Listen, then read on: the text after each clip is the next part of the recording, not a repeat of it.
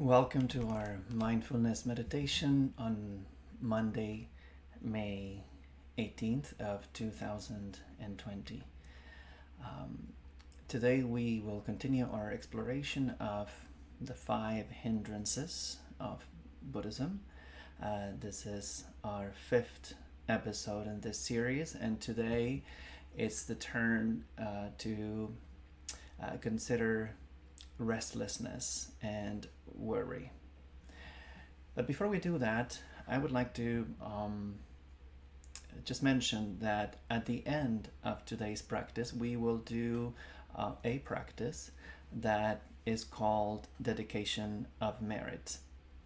Today, I will dedicate the merit of this practice to the Falun Dafa or Falun Gong community in China. Falun Gong is a type of Qigong. That is a system that combines body postures and movement with meditation and breathing, but it also has a very rich system of beliefs and philosophy behind it. In the case of the Falun Gong, this is a movement that started only a few decades ago in China.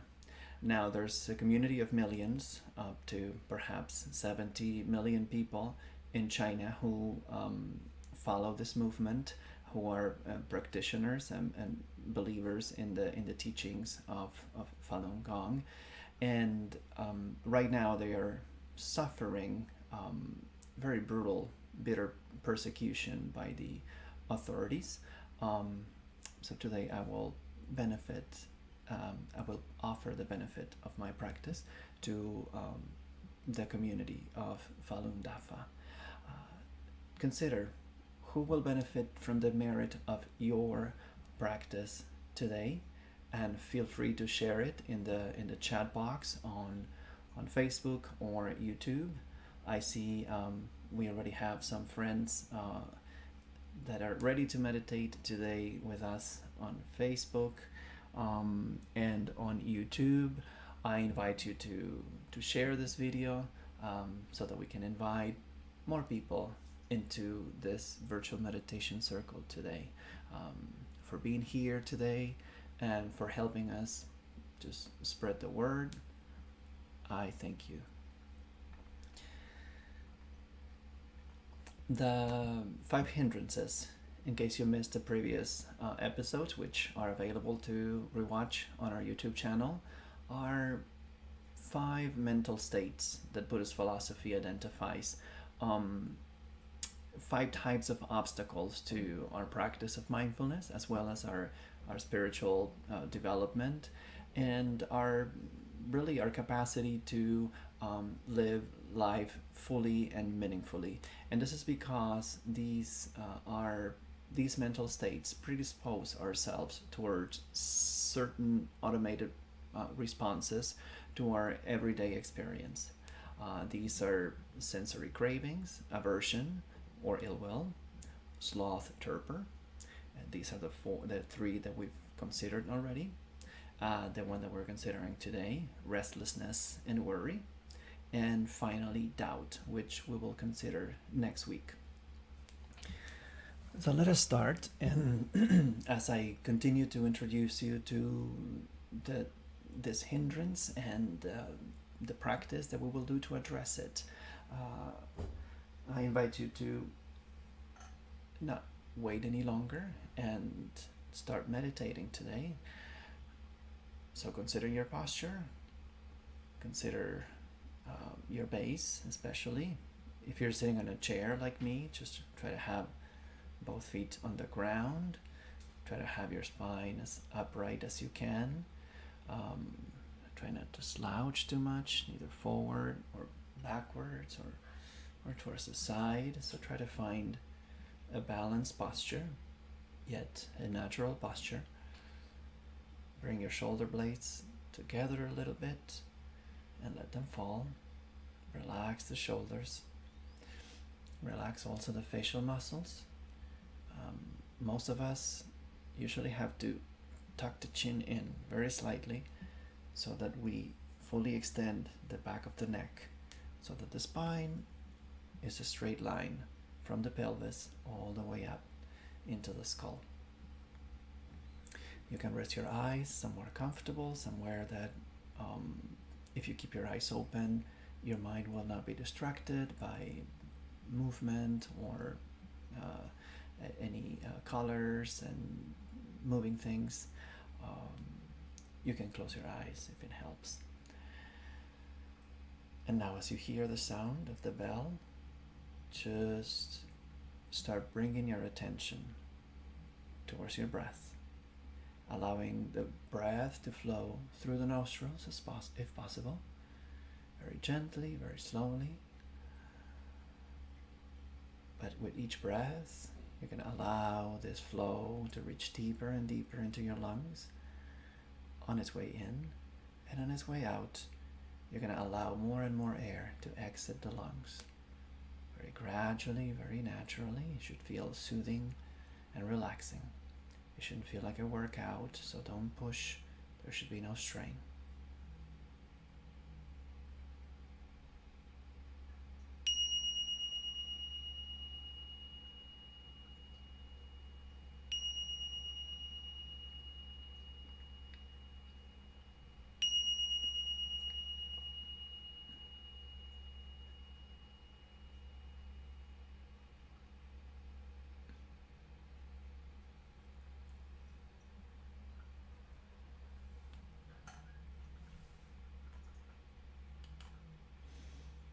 Continue following your breath. Continue to allow your body to settle in. The shoulders continue to relax. The facial muscles continue to relax. Relaxing also the hands, relaxing your legs and feet. Be careful with your jaw.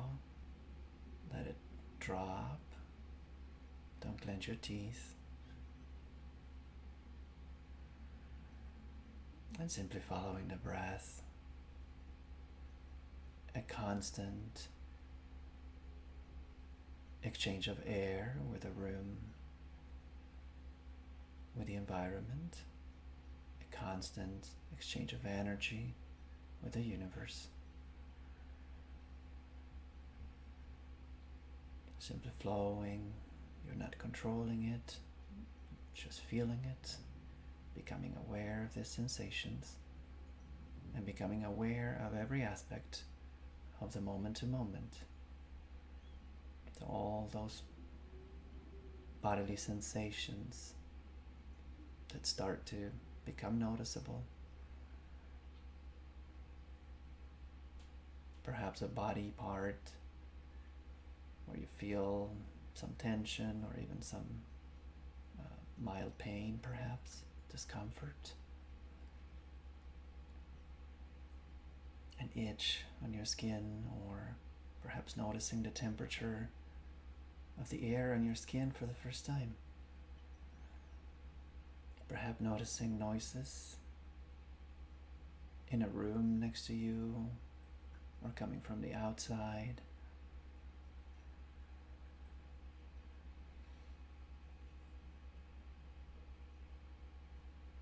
Just noticing. No need to make judgment of this moment. Just welcome everything simply as experience. Simply as something taking place in the present moment. Just experience. It's neither good or bad. It's just this. So welcome it equally. No need to make judgment of yourself as thoughts arise, or as you feel kind of drawn into an emotional state. That's very natural, so become aware of that. Just another part of your experience. So let the thoughts come and go. Let the emotions appear, peak, break, be transformed into other emotions.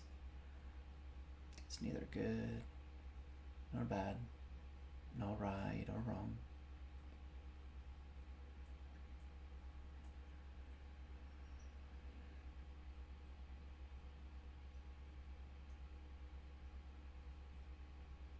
As I mentioned, we're considering restlessness and worry. Notice that is not just worry, it's also restlessness, which means there's a bodily component to it. This hindrance is not an obstacle that appears exclusively in the mind. It's a mind-body process. Worry refers to cognitive processes related to our capacity to make risk assessment, anticipating potential threats. It's a natural response of our body. It can have positive outcomes, like problem solving and taking precaution. Excessive worry, however, is when we overestimate these potential dangers. Now we live in unprecedented, difficult times. Perhaps most of us are having the tendency to think about danger, about risk, more than usual because of the virus. Just going outside seems dangerous or more dangerous than ever. And it can have consequences on our mind. Now, sometimes we use worry and anxiety, these two terms, interchangeably. And sometimes we say that worry happens in the mind and anxiety happens in the body. In today's session, I want you to think about worry as a building block of anxiety. Just envision worry as the tip of the iceberg, the part of the iceberg that you can see over the surface of the waters, while the bulk of the mass of ice is invisible under the surface.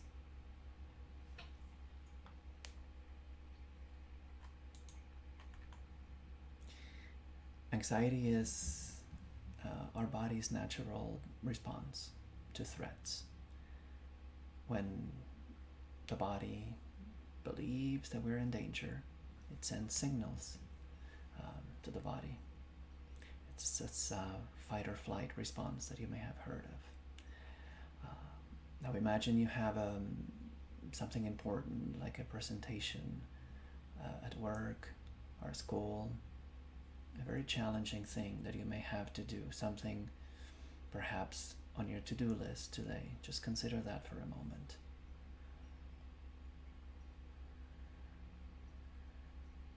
You might be thinking how hard this task might be. You might be considering how long it will take you, all the effort that it'll require to complete. You might also be thinking the many ways in which this might go wrong and you might fail, and also the consequences of failure. That's the worry, that's the cognitive component of the iceberg of anxiety. Now, as you consider this task that you may have on your to-do list, you might notice also feelings like feeling fear, perhaps guilt, remorse, even sadness, dread, that may arise as you consider this task, as you consider this pending item, this thing that you will inevitably have to face. And whether you're aware or not, it's possible that as you consider this, as you worry about this, your blood pressure might be going up. Your heart rate might be increasing as well. You might start developing tightness on your stomach, on your neck and shoulders. So that's the physiological component of the iceberg. It goes really deep down into the waters of consciousness. Continue breathing in and out, gently, slowly, but very naturally. Continue to bring yourself towards your breath whenever the mind decides to wander off. Bring the mind back to your breath very gently.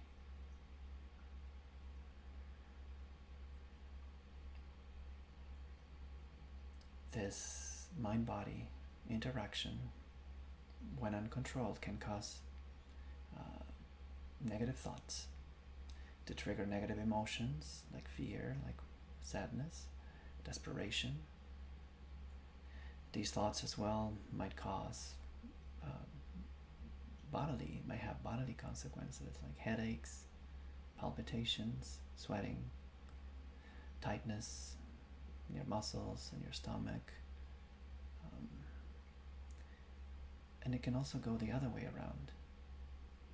Physical sensations and emotions can provoke negative thoughts, can bring negative thoughts to the level of consciousness. And why does that happen to us? I mentioned that worry is a natural response. It's a natural process in our mind. Close your eyes and consider our pre-human ancestors. Perhaps on a sunny day in the African savannah, a small group of hominids, hundreds of thousands, perhaps millions of years ago.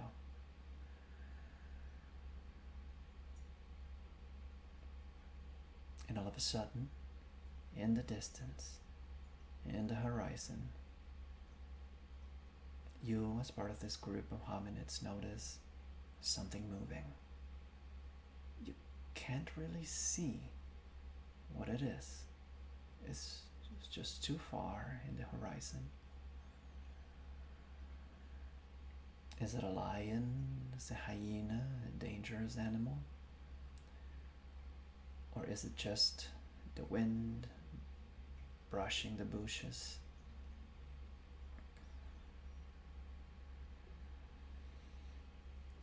Evolutionary psychologists tell us that we are the descendants of those who assessed the risk, perhaps a little bit more negatively. The ones who thought that it was a dangerous animal were more likely to stay alive. Now the ones who thought it was just the wind perhaps were right sometimes, but when they were wrong, they did not survive. The ones who tended to worry more, however, they survived, whether it was the wind or a lion.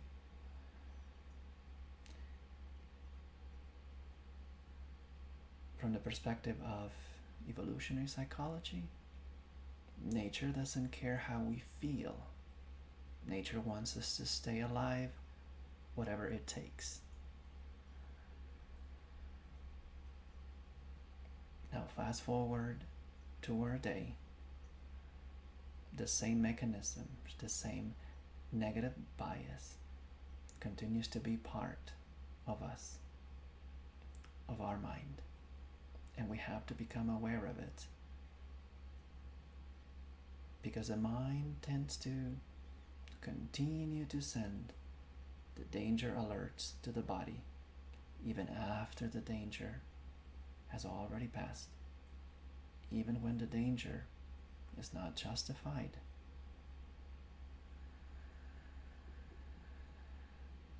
Awareness of this mind-body interaction is the goal of today's meditation. Restlessness and worry traditionally is overcome by developing contentment, going against this negative bias.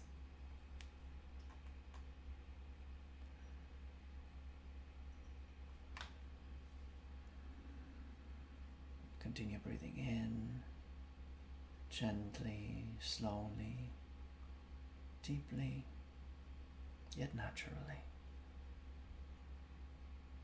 Continue to make sure that your spine is as upright as possible, that your shoulders continue to be relaxed, that your face continues to be relaxed, that your vision is at rest if your eyes are open, that the breath flows freely, uncontrolled,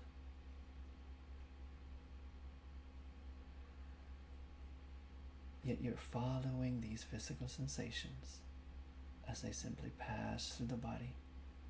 Don't ever hold your breath.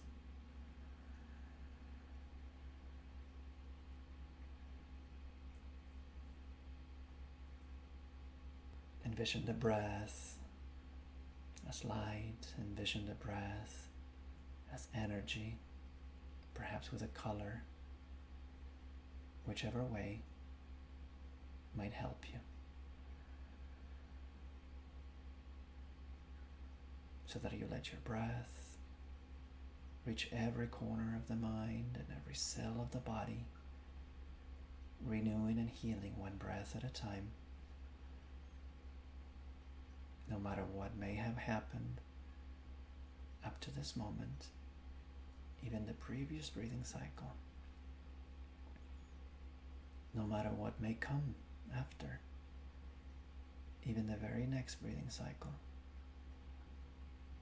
as if your whole lifetime were contained in the present breathing cycle. The mind coming to being the instant you start inhaling, the mind dissolving, the ego dissolving, your sense of self surrendered as you exhale, as the ego, as the mind,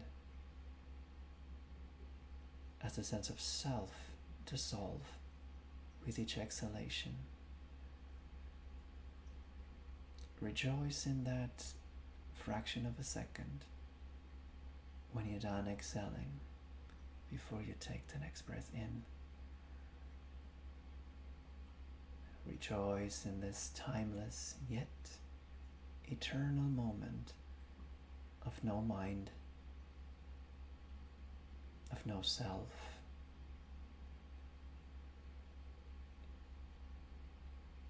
in this timeless eternal moment of no mind, no self. What is there to worry about? If there is no self,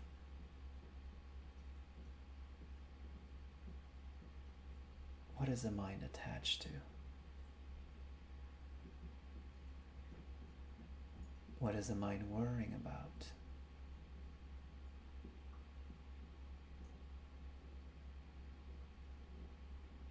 If there's no mind, if there's no self,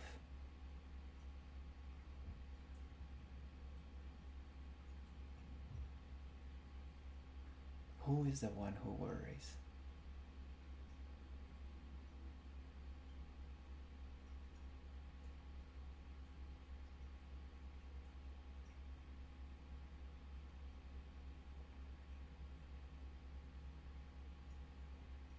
Pay attention to thoughts that may arise from moment to moment.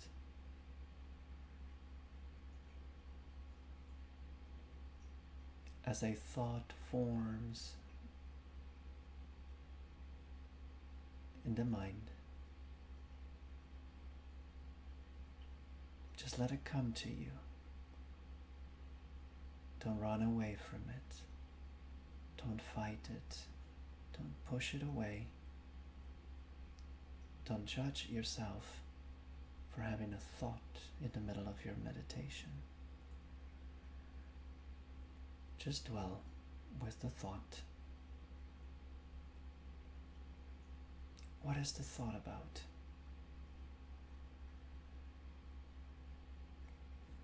Where does it come from?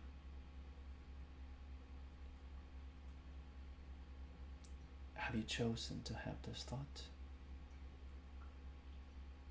If not, what triggered the thought? What is the root of the thought?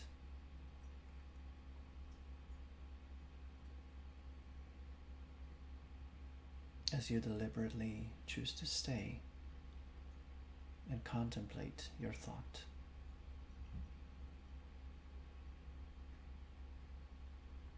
is the thought still there? Are you still thinking about it? Or does it escape? Does it change into the next thought? Or no thinking?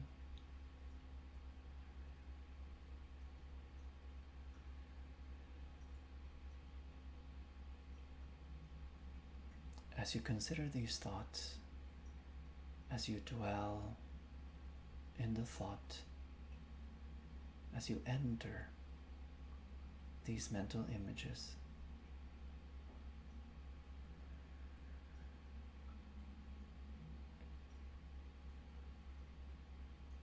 how is the thought making you feel? Is there any emotion, any prevalent mood, state of mind that you might become aware of as you dwell in this thought?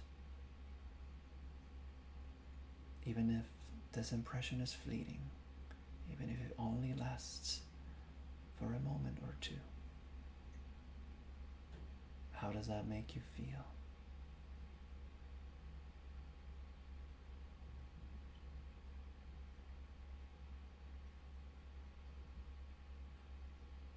Do these feelings and emotions change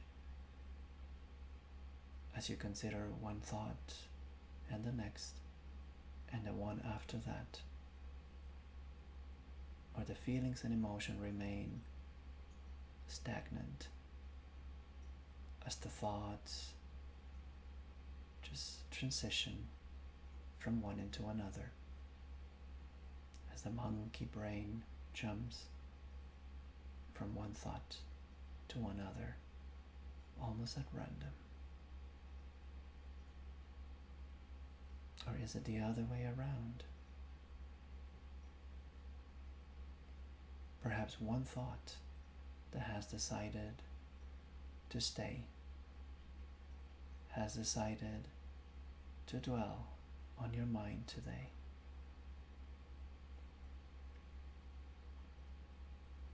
Are there changing emotions and feelings as this one thought remains stagnant on your mind?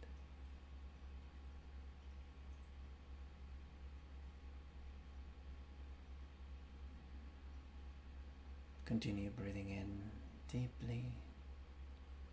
Continue breathing out slowly. Never holding your breath. Never struggling with your breath. Soothing, healing, relaxing exchange of energy with the whole universe.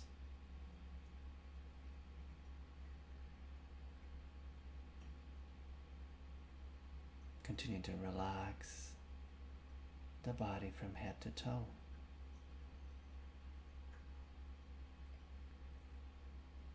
as the spine continues to be very upright, very elongated towards heaven.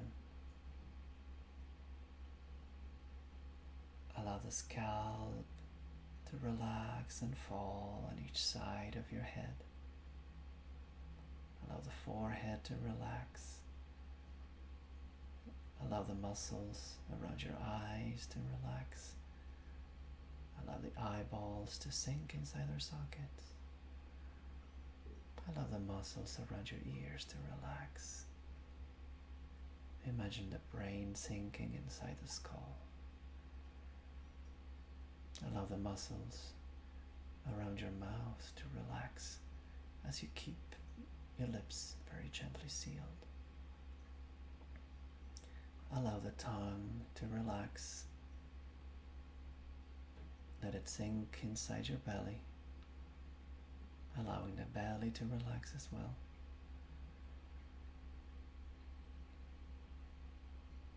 Letting the shoulders drop on each side of your body and relaxing the whole length of your arms.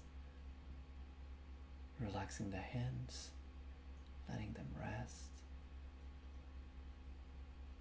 As you notice your fingers, relaxing your fingers. As you notice the tip of your fingers, relaxing even your fingertips.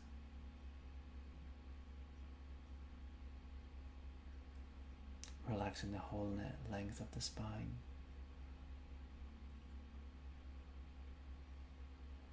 Relaxing the legs, relaxing the feet, relaxing even the toes.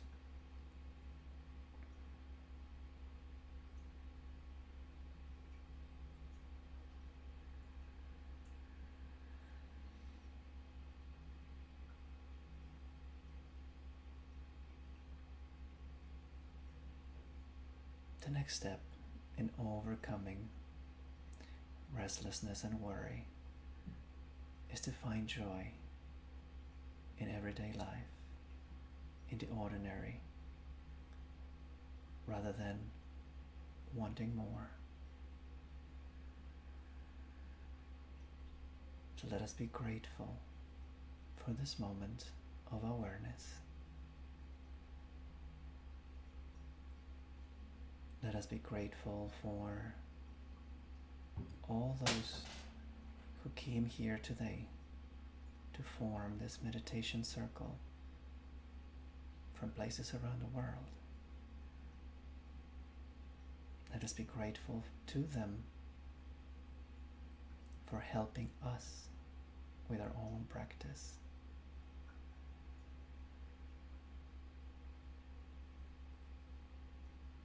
Let us be thankful for our capacity to set aside this moment for our practice of meditation in spite of the difficult circumstances of these days.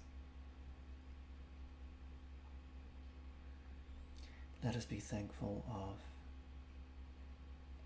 even 1 second of restlessness, of restfulness of mind, even a fraction of a second of peace of mind in a sea of restlessness.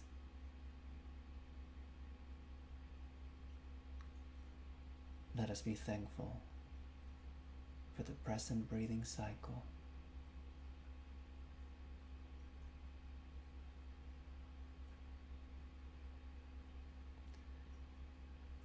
Let us be thankful to all the people involved in making this possible today.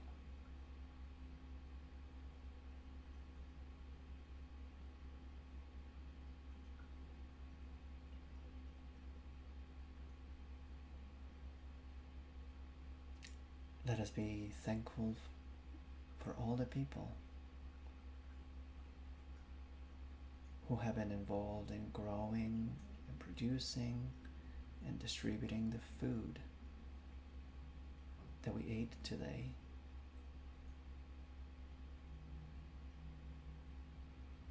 if you have the luxury of having someone who prepared food for you today, also be thankful to them. Let us be thankful to those who came before us, that century after century passed the wisdom of this practice to us so that we can benefit from it today.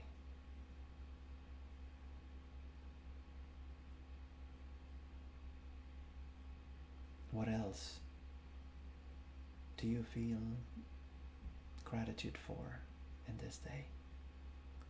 Just let it arise. As you continue to be quiet, still, and at rest for the last few minutes of this meditation.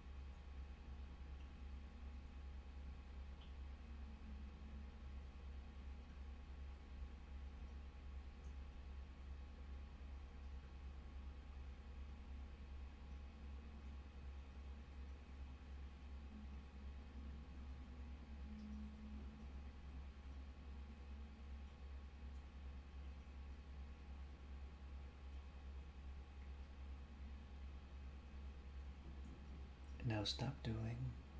Allow the mind to be free. Stop directing or judging the mind.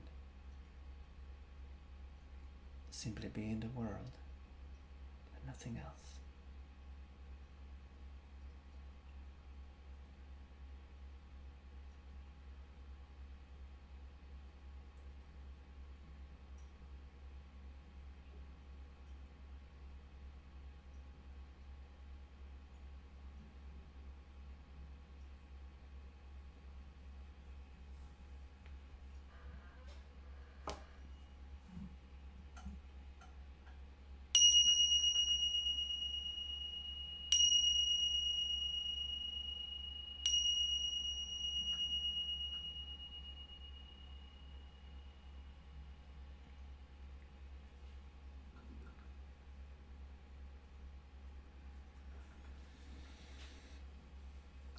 As I mentioned at the beginning of today's session, I would like to close today's meditation with a practice called dedication of merit. It goes like this: I dedicate the merit of this practice to, and it can be the person or persons of your choice, even your pet, or every human being, every sentient being. It's up to you. It's whatever arises. As I also mentioned, I dedicate the merit of this practice today to the Falun Dafa community in China who are suffering persecution. And I invite you all to share the recipient of the merit of your practice of today in the chat box on YouTube, for those of you that I see on YouTube, and also on the Facebook chat box for those of you who are participating live on Facebook, like Raymond Ortiz, Aaron Spencer, Becky Savage, Brian Whitney, Theresa Malioka, John Johnson, Shauna Clark, John Hamer, and Mavi Boli. Thank you for you too, Mavi. And if you haven't said hi, please do so that we know that you were part of making this meditation virtual circle today. Remember to share this video, to click like or love. That helps us spread the word. As always, I challenge you to find a few minutes every day to practice. And until we meet again next Monday for our last episode in the series on the 5 hindrances, next Monday we will consider doubt. Until then, please continue to stay well. If you are, be well and healthy. Thank you.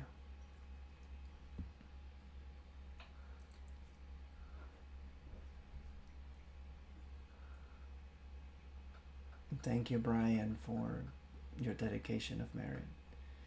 Thank you, Anne.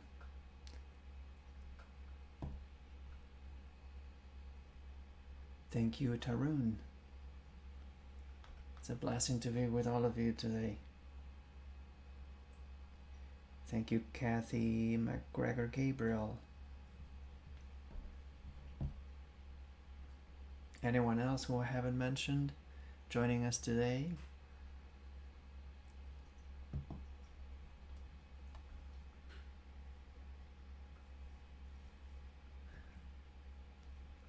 I'll let you guys go now. See you next week.